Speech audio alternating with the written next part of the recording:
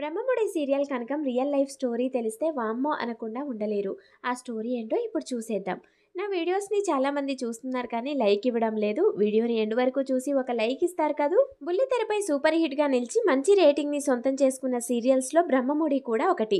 Star మా ఛానల్లో ప్రసారం అవుతున్న ఈ సీరియల్ మొదలై దాదాపు 2.5 సంవత్సరాలు అవుతున్న రేటింగ్ విషయంలో ఈ సీరియల్ డామినేషన్ మామూలుగా లేదు. ఈ సీరియల్లో కనకం పాత్ర అభినయానికి ఎంతో మంది అభిమానులు ఉన్నారు.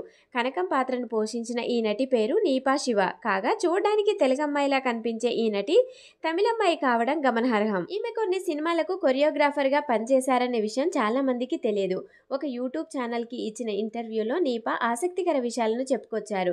కనకం పాత్రలో భయపెట్టే నీపా రియల్ లైఫ్లో మాత్రం సింపుల్గా ఉండడానికి ఇష్టపడతారు. చెన్నైలోనే తను పుట్టి పెరిగానని, బాలనటిగా కూడా తాను నటించానని ఆమె చెప్పుకొచ్చారు. అమ్మ నాన్న డ్యాన్స్ కొరియోగ్రాఫర్లు అని తెలుగులో ఒక సాంగ్ కోసం వాళ్ళు పనిచేశారని నీపా తెలిపారు.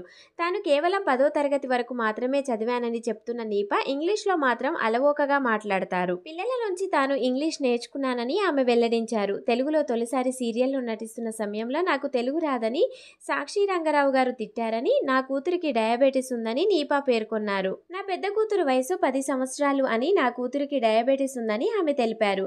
నా కూతురికి 2.5 సంవత్సరాల వయసు ఉన్న సమయంలో డయాబెటీస్ ఉందని తెలిసిందని, ఆ సమయంలో డిప్రెషన్కి లోనయ్యానని నీపా వెల్లడించారు. నీపా చెప్పిన విషయాలు సోషల్ మీడియాలో వైరల్ అవుతున్నాయి. థ్యాంక్స్ ఫర్ వాచింగ్ అండి. Please do like and subscribe.